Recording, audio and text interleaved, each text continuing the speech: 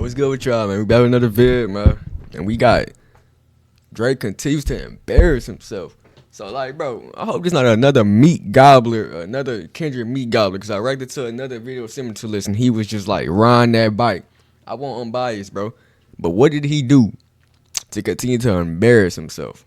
I'm very curious, so let's get right into it, bro. I don't want to yak too much, bro. Let's get right into it right now. And I hope y'all having a good day so far. No cap. Let's get right. The last couple of weeks have been tough for both Drake and his fans. After he decided to officially wave the white flag in his beef against Kendrick Lamar, he has still been somewhat active. He had to, bro. People saw him out in the Turks partying, which is hilarious considering this line from Meet the Grams. Of course, he also had the Twitter Riddler and his cryptic messages that he shared, along with some of Drake's belongings he allegedly possessed. And yes, I know the journalist Christopher Alvarez now claims— Who the fuck is that? Who is that nigga? Allegedly possessed. And yes, I know the journalist Christopher Alvarez now claims that Drake did no wrong that night. But the more I think about it, the stranger it sounds for Drake to want to hang out with this guy of all people at 3 a.m. in his hotel room, where Christopher claims that Drake— What's wrong with he like an ordinary human being to me. Why can't Drake hang out with him? Why is it so strange? Why you ain't treating that nigga like a regular human being, bro? Like, that's basically he's like, it's weird that he hanging around with this nigga at 3 a.m. Why not? He probably a cool nigga. He probably a vibe, bro. He probably a real nigga. He probably more real than you, nigga. Played him some unheard beats. Not even songs, just beats. Which Drake doesn't even make beats. I don't know, the story is just not adding up to me. Regardless, in an attempt to pop back out and silence the critics, Drake did come back with a feature on Sexy Red's new album. Specifically on the song You Might— And he carried, bro. That song was very trash. And by the way, go see my reaction. No cap. Go see my reaction to that. I'm not really a big fan of Sexy Red music, bro. I know a lot of people rock with. She like a cool person and all that, but the music is mid to me. But yeah, bro, that song most definitely wasn't it either. But you know, to each his own, brother. To each his own. My everything. And I have to say, in listening to her part of the song, I think Miss Red might have damaged my brain permanently. Okay. I mean, her performance here is just straight up garbage. Okay, I'm talking about way worse than Soul Train. I'm like, what is it? Alright, no, I ain't gonna lie. That shit was not worse than Soul Train, bro. Hold on, bro. There's limits to this now. It wasn't worse than Soul Train, though, bro. I ain't gonna lie. I can't put that up there with that one, though, man. Now, in his feature, Drake attempts to silence the haters and to diffuse the ever-growing buzz around the first and greatest— What the fuck is that clip right there, bro? Yo, you could have used any clip of him rapping or something. What is that? Are you crazy? This beat of all time, Metro Boomin's BBL Drizzy.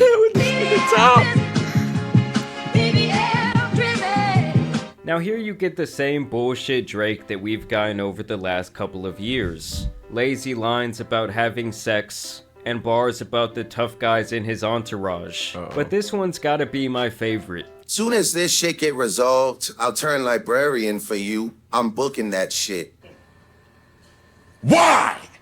And here is where he tries to reclaim his status as the true BBL god, sampling the record itself and saying, me and the surgeon got history. I changed a lot of girls' lives for real. They need a new body that hit me. Hey, BBL Drizzy, they want a new body. They asked me for it. The last one, Jung, he did it. Is this another one, bro? For free, because I sent so many past ones for him. So here Drake is saying, yes, I am indeed the BBL god, because yes, I've likely spent millions of dollars getting various surgeries for various women. I mean, at this point, Drake— Women, keep it natural, bro. I don't know. I saw that video. I don't know why y'all think niggas like prefer BBLs. We don't. Keep that shit natural, my nigga. Give it what God gave you. Go hit the gym or something, nigga.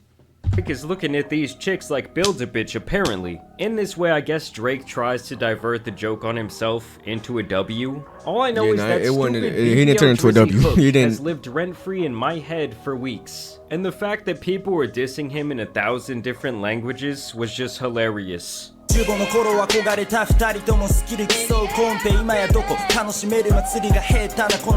Overall, this song— Hold on, I don't have a single word he said, but it was spazzing. Just like that, bro. What's that 1X song? No. What is that 1X song, bro? When he done that? Nigga, X is what I'm talking about. That one song, that bro, I ain't heard that song since middle school, bro. Yo, but it was that nigga was speaking a different language, but he was still spazzing on that X song. That shit was tough, bro. They remind me of that though. Bro, what's that song called, bro? With him and Rich Chigga, bro. I ain't gonna look for it, but y'all niggas know what I'm talking about. That song was tough, bro. On me, damn, I ain't heard that song in a minute, bro. Still makes my ears bleed, crazy. at least for the first 2 minutes. But Drake's flow really is great here.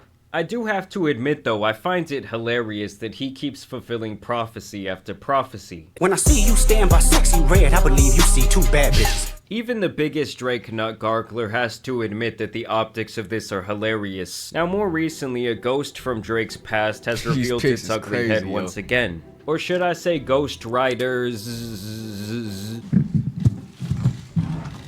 Yeah.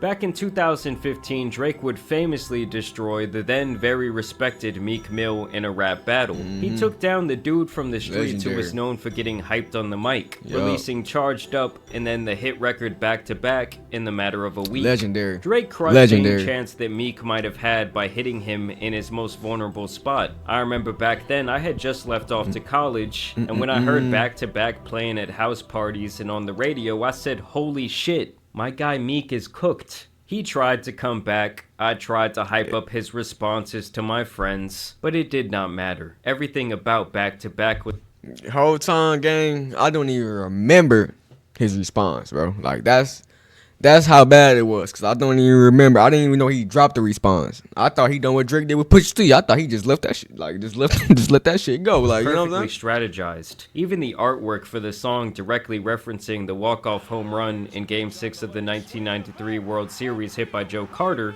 was so well planned. For those of you that don't know, that home run propelled the Blue Jays to back-to-back championships. Drake had entire crowds of people saying I ain't know that, lines bro. I like, don't know about baseball. I just learned some music today.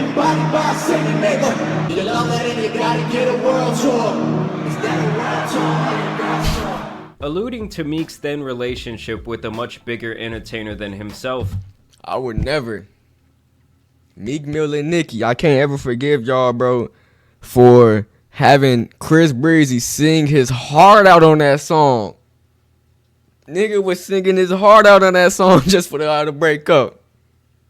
Ooh. Nigga was spazzing, bro. Just for y'all niggas to break up, bro. That nigga was singing his heart out for y'all, man. Y'all nigga, come on, bro.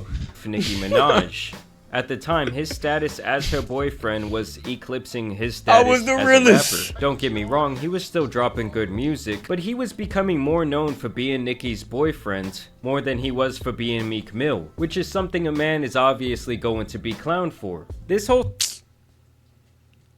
like, nigga pull a bad bitch though. Like, I ain't gonna lie. Like, is that really all the bad? Like, I ain't gonna lie though. But nah, I guess the song is layered with references that emasculate Meek, who is known for his nigga clown me. I'm gonna tell the nigga, let's see your bitch. I mean, that's gonna be my response. I'm just saying. tough guy gangster image and ferocious delivery in his songs. For Drake to drop a radio hit on his head through a diss record is something that we had not seen for a very long time, and this really got him a lot of credit as an MC, and he really shed the soft R&B Marvin's Room guy label. Now you're probably asking yourself, well, why do I bring this up today? Well, first off, let's just acknowledge that what Kendrick did to Drake recently is exactly what Drake had done to Meek almost a decade ago. Because just like Drake recently, Meek actually put out some decent records of his own during that beef, dropping Wanna Know, War Pain, and Pray For Him. 3 great records that got completely I'm not gonna lie, bro. back to back. In these songs, he talks about how Drake is an inauthentic artist, even calling him the new Milli Vanilli. Was it Quinn Miller? Was it Usher? Was it detail where you really? I'll tell you what, this was good by me.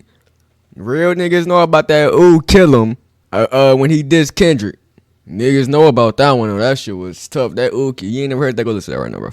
That ooh kill him was tough, bro. Oh my gosh.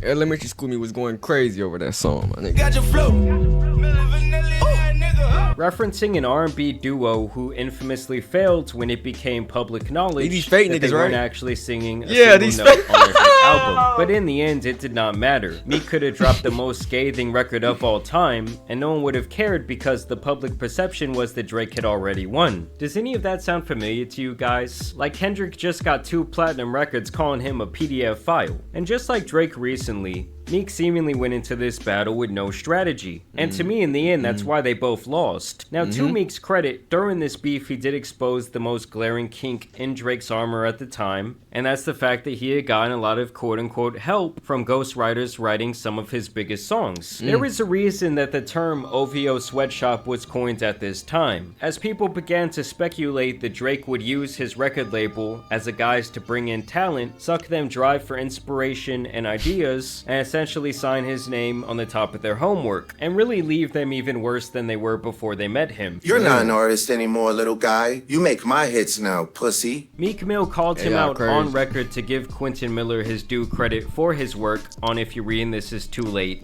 I just wanna know if you ain't right there running through the 6 shit. Tell us who the folks quit running through the 6 with. Running through the 6 with my hoes. And even tweeted out, "Stop comparing Drake to me too. He don't write his own raps. That's why he ain't tweet my album, because we found out." Following this beef, reference tracks to several Drake songs would be released. People were shocked as they heard Quentin rap melodies and choruses from songs like Rico, 10 Bands, Started From the Bottom, and Know Yourself.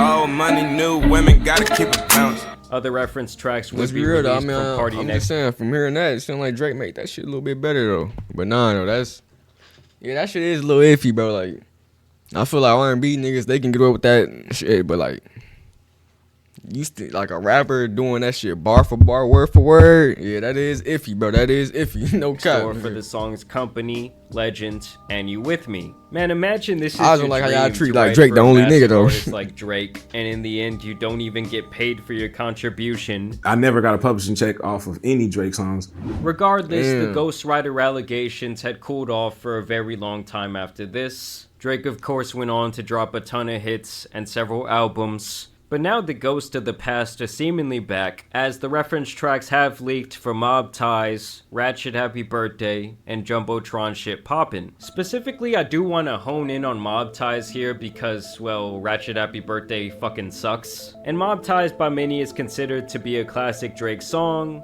as many felt it was a response to Pusha T. Just listen to how his biggest fans feel about it. But I did hear about that maybe he got some help on Mob Ties. And I ain't gonna lie, Mob Ties was a song that I felt that was Drake with his back against the wall. Mm-hmm. And I was like, yo, Drake, if he ain't right, it felt away. I love the song. Yeah, like that, I would be like, that would hurt my heart. What's one of our favorite songs, Mavi, now? Sick of these niggas. Oh my God. I didn't have Mob Ties. Oh, I'm sick of These them. niggas. I'll hire some help. Yeah. Get rid of you niggas. But now we're finding out that an artist named Vori is allegedly the man behind Mob Ties. The flow, the cadence, everything is That's mapped crazy. out on this reference I ain't track. know that, bro. Sick of these niggas, hey. Sick of these bitches. Well, his shit don't sound too bad either, though. Now, should we be surprised No, his shit kind of sound like he was flying himself, though. Hold on. by this? Absolutely not. But it does just show yet another prophecy coming true. Like Drake with the melodies, I don't like Drake when he act tough. And now we're finding out that he didn't even write his most infamous tough guy anthem. Now in any other genre, I don't think many people would give a single shit. But in rap, this has always been considered a cardinal sin, and for someone who has claimed over and over again that he is the best rapper in the world with the best pen, well, people find it comical. And listen guys, I love many Drake songs. I spent many years and had many good times listening to Drake. He has several classic albums to me, and he is arguably the greatest entertainer. He's gotta get a props, bro. Like this nigga, I'm talking like my elementary, middle school, high school. I'm out of school. He's still dropping, like, you feel me, bro? Niggas a part of my whole damn life, bro. Like this nigga Drake, bro. But yeah, though, bro. Like, come on, like this of nigga my been every generation. But every somewhere around era, bro. 2017, I stopped checking in on his music. I think Scorpion was the first record I really didn't enjoy. And unfortunately for Drake, he just went up against the most authentic artist I've ever seen when it comes to representing where he is from and how he is raised. I agree with that. Most definitely authentic. And when bro. you stack that up 100%, against bro. a manufactured mega artist who seemingly has no boundaries as to which flow or style he might steal next, he was really fighting an uphill battle. And coming in with no strategy at all was just a horrible decision. Like, he went from begging Kendrick to drop to saying, oh well, that was just a fun little sparring session. Like, he got cooked to the point that almost a month later, Drake's biggest fanboys are still scrambling and crying over this massive L. And Yeah, Jesus that's called Christ, is it? that's called ideology when you idolize a nigga, bro. Niggas need to idolize God only, bro. Niggas idolizing these niggas, so when they take a L or something, they just can't take it. Like, bro, come on now, bro.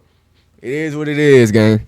It is what it is, bro. Easy to trigger them at this point. But y'all let me know what you guys think about this whole situation down below. As always, also want to thank you guys for watching today's video. Dropping Okay.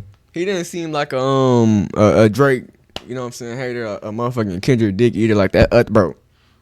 Y'all gotta go see that reaction too. He was riding that bike the whole vid, bro. I'm gonna put it. I think yeah, I'm gonna put it, bro. I'm gonna remember, bro.